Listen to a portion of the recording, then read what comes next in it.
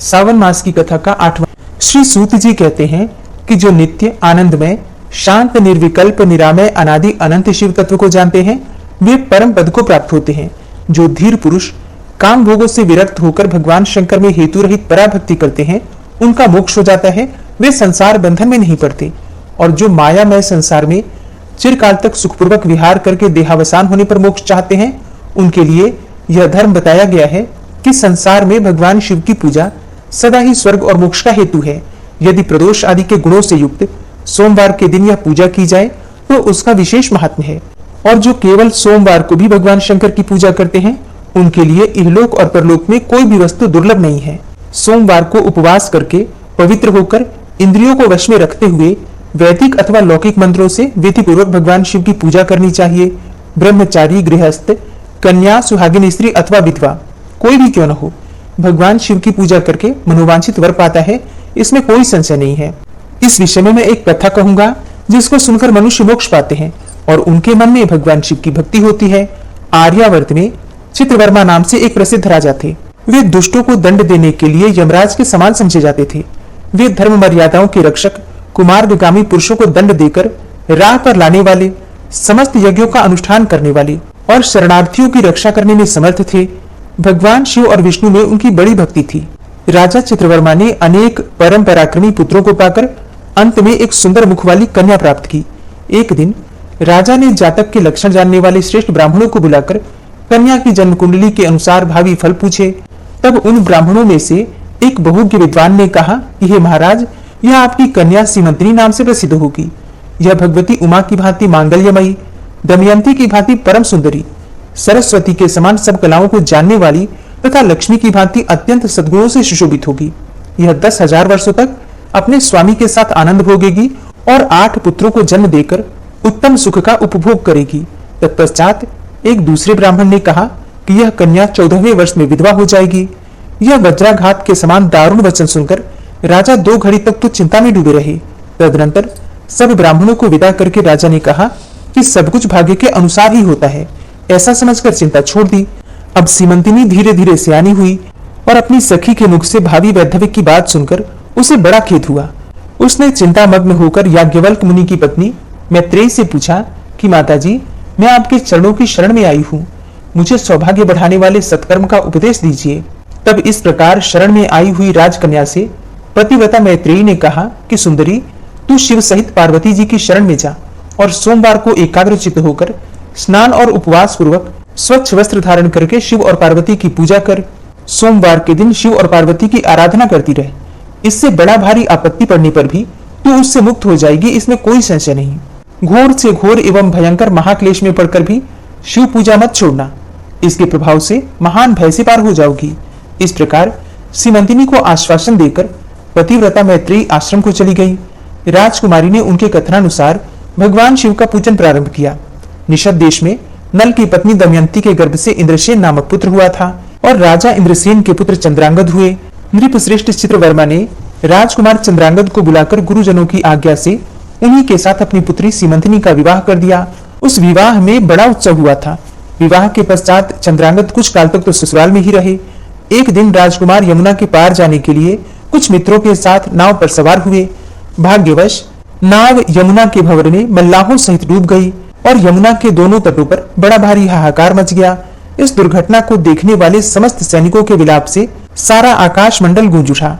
डूबने वालों में से कुछ तो मर गए और कुछ ग्राहों के पेट में चले गए तथा राजकुमार आदि कुछ लोग उस महाजल में अदृश्य हो गए। अब यह समाचार सुनकर राजा चित्रवर्मा बड़े व्याकुल हुए और यमुना के किनारे आकर मूर्छित होकर गिर पड़े। सीमंतिनी ने भी जब यह समाचार सुना तब वह अचेत होकर धरती पर गिर पड़ी। राजा इंद्रसेन भी अपने पुत्र के डूबने का समाचार पाकर रानियों सहित बहुत दुखी हुए और सुध बुध खोकर गिर पड़े।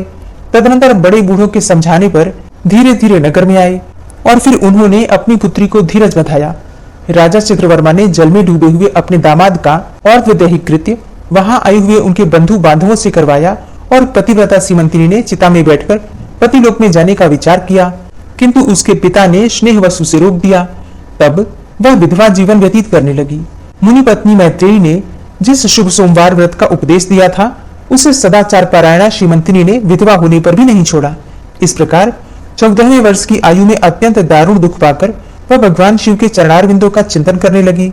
शिव की आराधना करते करते उसके 3 वर्ष व्यतीत हो गए। उधर पुत्र शोक से उन्मत्त हुए राजा इंद्रसेन को बलपूर्वक दबाकर उनके भाइयों ने सारा राज्य छीन लिया और उन्हें पत्नी सहित पकड़कर कारागृह में डाल दिया। इंद्रसेन के पुत्र चंद्रांगद यमुना के जल में डूबने पर नीचे नीचे गहराई में उतरने लगे। फिर बहुत नीचे जाने पर उन्होंने नाग वधुओं को जल क्रीड़ा में निमग्न देखा। राजकुमार को देखकर वे भी विस्मित हुई और उन्हें पाताल लोक में ले गई। वहां चंद्रांगद ने तक्षक नाग के परम अद्भुत रमणीय नगर में प्रवेश किया और इंद्र भवन के समान मनोहर एक सुंदर महल देखा, जो बड़े बड़े रत्नों की प्रकाशमान किरणों से उद्दीप्त हो रहा था। भगवान सूर्य के समान तेजस्वी तक्षक नाग को सभा भवन में विराजमान देखकर परम बुद्धिमान राजकुमार ने प्रणाम किया और हाथ जोड़कर खड़े हो गए। तक्षक के तेज से उनके नेत्र चौंधिया गए।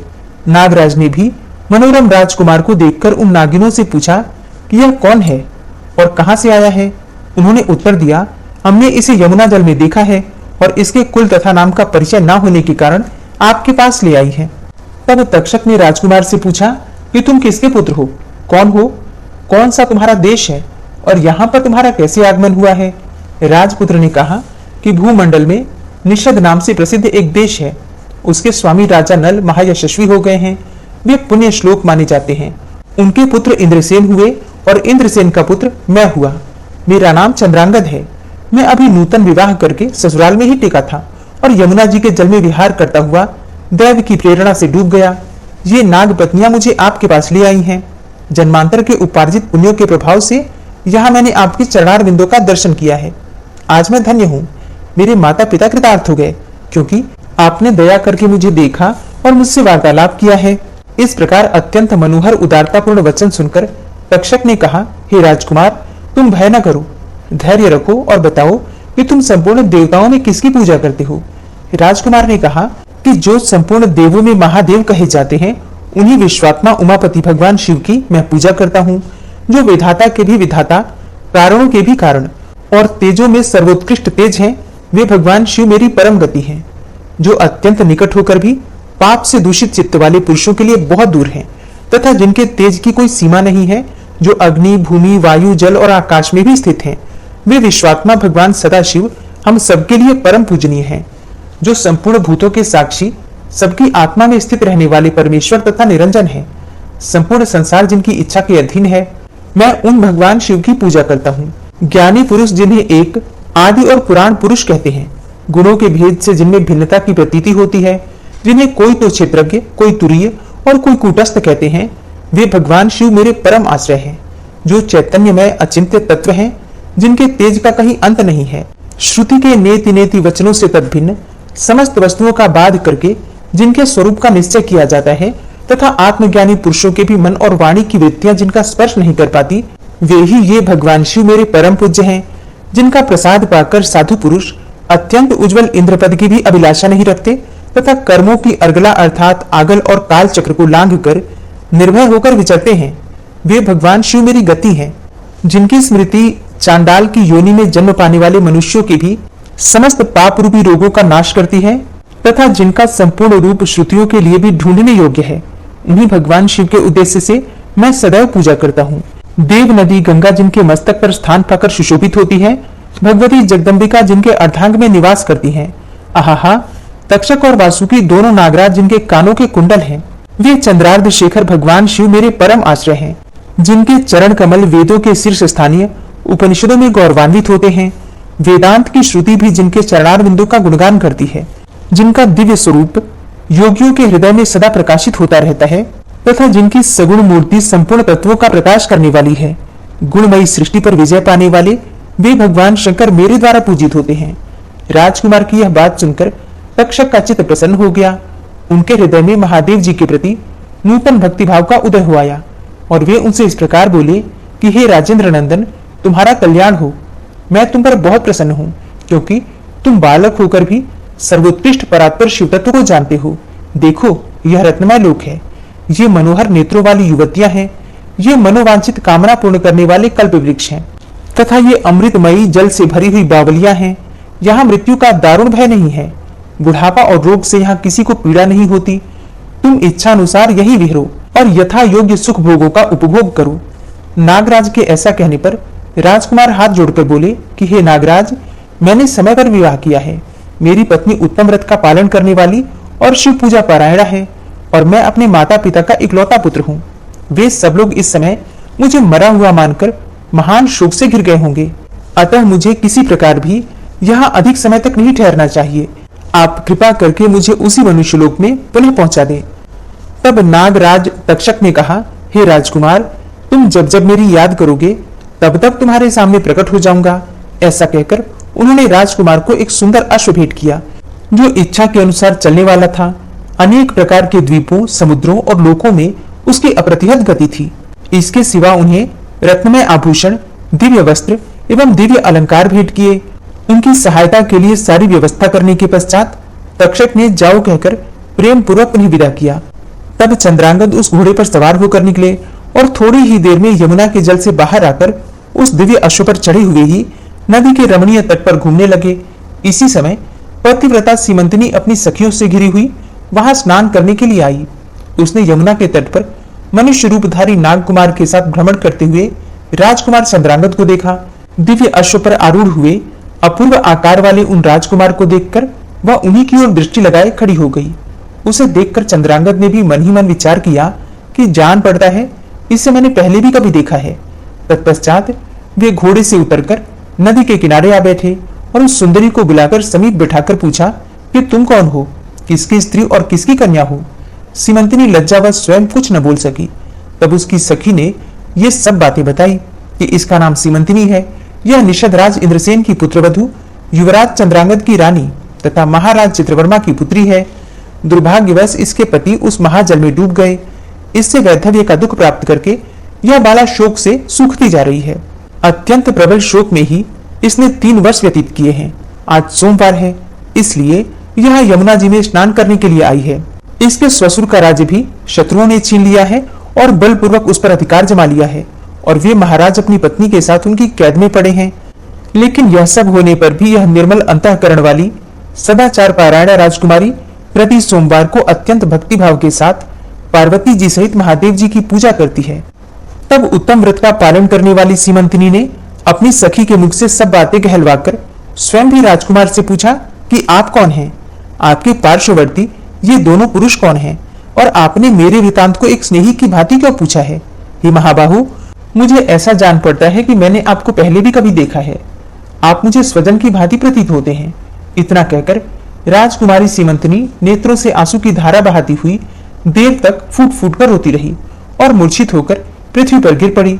अपनी प्रियतमा के शोक का कारण सुनकर चंद्रांगद भी शोक से व्याकुल होकर 2 घड़ी तक चुपचाप बैठे रहे। तदनंतर सीमंतनी उठकर राजकुमार की ओर बारंबार निहारने लगी। उसने पहले देखे हुए अंग चिन्हों, स्वर आदि लक्षणों, अवस्था के प्रमाण तथा रंग रूप आदि की परीक्षा करके यह निश्चय किया कि अवश्य यही मेरे पति हैं, क्योंकि मेरा हृदय प्रेम से अधीर होकर इन्हीं में अनुरक्त हुआ है। परंतु क्या मुझे अभागिनी को अपने मरे हुए पति का दर्शन हो सकता है? यह स्वप्न है या भ्रम? अथवा मुनि पत्नी मैत्रेयी ने जो मुझे ये कहा था कि तुम भारी से भारी विपत्ति में पड़ने पर भी इस व्रत का पालन करती रहना, उसी का फल तो नहीं है? एक श्रेष्ठ ब्राह्मण ने मेरा 10,000 वर्षों का सौभाग्य बतलाया था। उन ब्राह्मण देवता का यह वचन अवश्य सत्य होगा, यह ईश्वर के बिना कौन जान सकता है। इधर प्रतिदिन मुझे मंगल सूचक शुभ शकुन दिखाई देते हैं। पार्वती देवी के प्राणनाथ भगवान शिव के प्रसन्न होने पर देहधारियों के लिए कौन सी वस्तु दुर्लभ हो सकती है। इस प्रकार भांति भांति से विचार करके उसका संदेह दूर हो गया। तब लज्जा से उसने अपना मुख नीचे की ओर कर लिया। उस समय राजकुमार ने कहा कि हे भद्रे, मैं तुम्हारे पति के शोक संतप्त माता पिता से यह समाचार बतलाने के लिए जा रहा हूँ। तुम्हारा कल्याण हो, तुम्हारे पति तुमसे शीघ्र ही मिलेंगे। यूं कहकर राजकुमार घोड़े पर सवार हुए और अपने दोनों सहायकों के साथ शीघ्र ही अपने राज्य में जा पहुंचे। वहां नगर उद्यान के समीप स्थित होकर उन्होंने नागराज के पुत्र को राज सिंहासन पर अधिकार जमाए बैठे हुए बंधुओं के समीप भेजा। नाग कुमार ने शीघ्र ही जाकर उन सबसे कहा कि तुम सब लोग महाराज इंद्रसेन को अविलंब कारागृह से मुक्त करो और सिंहासन छोड़कर हट जाओ, क्योंकि महाराज के पुत्र चंद्रांगद पाताल लोक से लौटकर यहाँ आए हैं। तुम आनाकानी ना करो, नहीं तो चंद्रांगद के बाण तुम्हारे प्राण हर लेंगे। वे यमुना जी के जल में डूबकर नागराज तक्षक के घर जा पहुंचे थे और वहां से उनकी सहायता पाकर पुनः इस लोक में लौटे हैं। तब नाग कुमार की कही हुई ये सारी बातें सुनकर शत्रुओं ने भी बहुत अच्छा कहकर उनकी आज्ञा स्वीकार की और महाराज इंद्रसेन को उनके खोए हुए पुत्र के पुनः लौटाने का समाचार बताकर उनका सिंहासन उन्हें लौटा दिया और महाराज को प्रसन्न करके भी वे लोग भयभीत ही बने रहे। मेरा पुत्र आ रहा है, यह बात सुनकर राजा प्रेम के आंसू बहाते हुए आनंद में डूब गए। यही दशा महारानी की भी थी। तदनंतर सब नागरिक, वृद्ध मंत्री और पुरोहित आगे आकर चंद्रांगद से मिले और उन्हें हृदय से लगाकर महाराज जी के समीप लेकर आए। अपने भवन में प्रवेश करके अश्रु वर्षा करते हुए राजकुमार ने माता पिता के चरणों में प्रणाम किया। फिर चरणों में पड़े हुए पुत्र को उठाकर राजा ने अश्रुसिक्त हृदय से लगा लिया। फिर क्रमशः सब माताओं को प्रणाम करके उनका आशीर्वाद लेकर राजकुमार पूर्ववासियों से मिले और उन्होंने सबको यथा योग्य सम्मान दिया।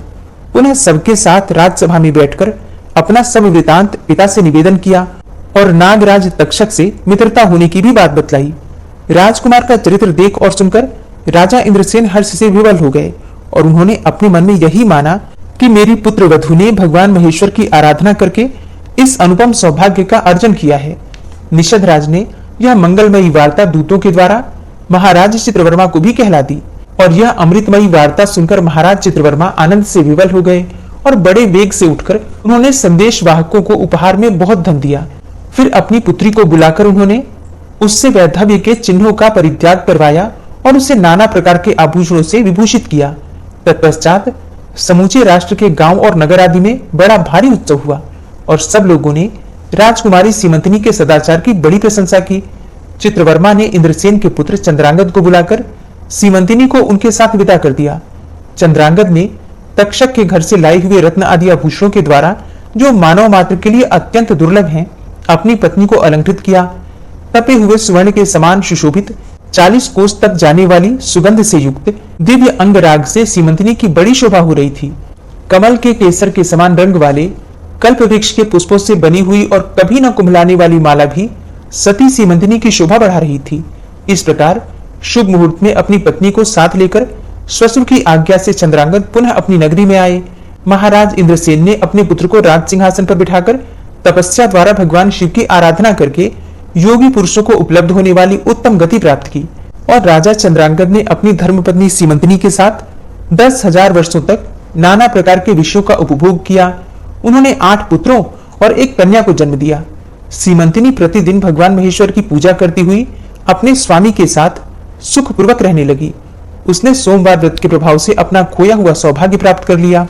ओम नमः शिवाय। आज की कथा का यहीं पर समापन करती हूँ। इसके आगे का वृतांत आप कल की कथा में सुनेंगे। उम्मीद करती हूँ कि इस कथा से आपको बहुत सारी जानकारी प्राप्त हो गई होगी। तो अगर कथा पसंद आई हो तो वीडियो को लाइक जरूर कीजिए और अगर संभव हो तो वीडियो को शेयर भी किया कीजिए। और जो भक्त इस चैनल पर पहली बार आए हैं, अभी तक आपने चैनल को सब्सक्राइब नहीं किया है, तो आज की वीडियो अगर आपको अच्छी लगे तो चैनल को सब्सक्राइब करके बेल आइकन को जरूर प्रेस कर लीजिए। इससे ये होगा कि इस चैनल पर जो भी नई वीडियो अपलोड होंगी उनकी नोटिफिकेशन आपको सही समय पर प्राप्त होगी। मिलते हैं आपसे अगली वीडियो में, तब तक के लिए जय श्री राधे।